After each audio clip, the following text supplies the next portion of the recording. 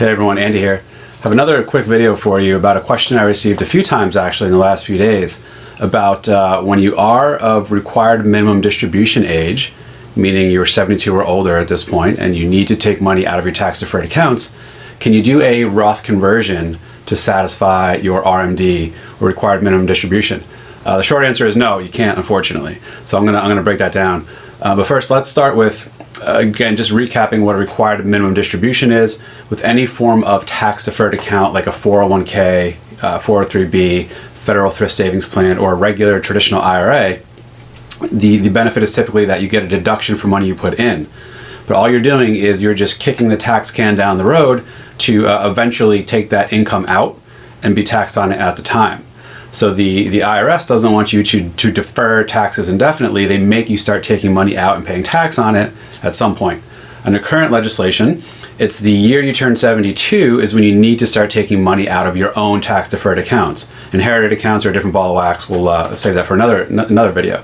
But your own accounts, the year you turn 72 is the year you need to start taking at least some minimum amount out, and there's a formula for that, which I've touched on in other videos.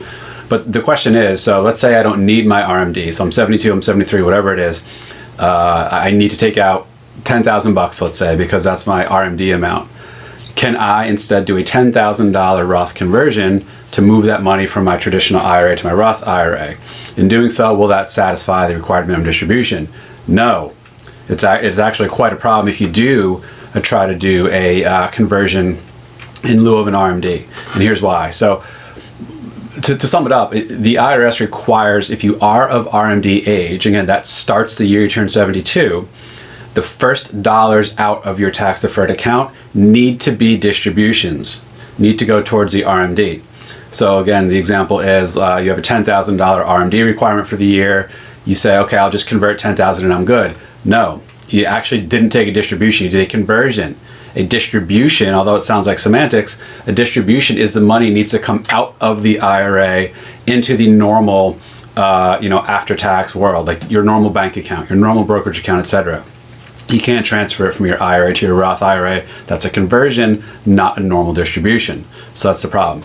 Now, if let's assume you did take a $10,000 traditional distribution, the money went into your bank account or something. If you want to still do Roth conversions on top of that, you can. No one's stopping you. But again, the first $10,000 out of your account need to be a normal distribution. Then you can convert until your heart's content on top of that if you choose to. Obviously, that means more taxable income, so pay attention to your taxes and whatever. But the conversion cannot take the place of the distribution. So another sort of wrinkle on this is specifically that the year you turn 72, because remember, RMDs start the year you turn 72. Pay attention to that wording. You don't actually need to be 72. So let's assume here we are, it's February 2022 as I'm making this. Let's assume you turn 72 in June of this year.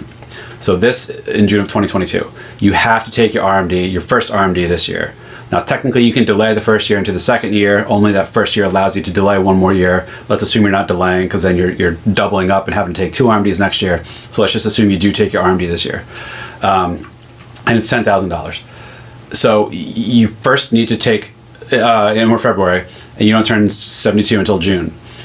Whether you take the money out now in February while you're still 71 or in December when you're actually 72, it doesn't matter. The point is the first $10,000 out of your account this year, in this year you turn 72, need to be a normal distribution, not a conversion.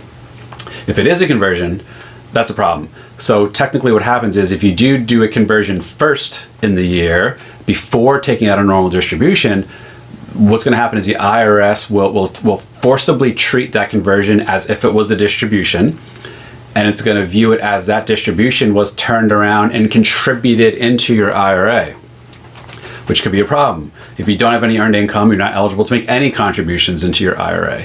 Even if you do have earned income, the max possible contribution you can make is only $7,000. So if you do a $10,000 conversion, that's not good, because that'll be viewed as a $10,000 contribution into your traditional IRA. So now you got a problem.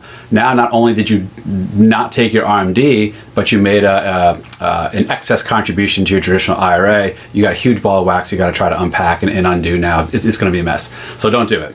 The year you turn 72 and every year thereafter, the first monies out of your tax deferred account need to be normal distributions to meet your RMD. with one exception: qualified charitable distributions. That's the only form of distribution or outflow of your IRA that can take the place of and satisfy the RMD requirement. So what that is, again, qualified charitable distribution, otherwise known as QCD, is when you send money straight away from your IRA custodian to a qualified charity. So this example again, you turn 72 this year, you have a $10,000 RMD you have to take, you don't want or need the money, and you're charitably inclined, you can simply tell your IRA custodian, hey, take 10,000 bucks, send it to charity XYZ, whatever your favorite charity is. They will send that $10,000 to the charity. You're going to get a 1099-R at the end of this year, well, early next year actually, showing that distribution, and then it's on you to record keep this in your tax return. You'll be able to flag it on your return as a qualified charitable distribution. That'll make it not taxable. So not only does that money satisfy your RMD without you needing to take other monies out, it's also not taxable to you. It's not taxable to the charity who receives it, because they're charities, they don't pay tax in the first place. And everyone wins. So that's that. Just wanted to really drive that home. If you are of RMD age, and this starts in the year you turn 72 for your own accounts, the first dollars out of the account need to be normal distributions or qualified charitable distributions. It cannot be a Roth conversion. That'll lead to quite a headache if you do that. So try to avoid it. That's it. Thank you. I'll see you next time.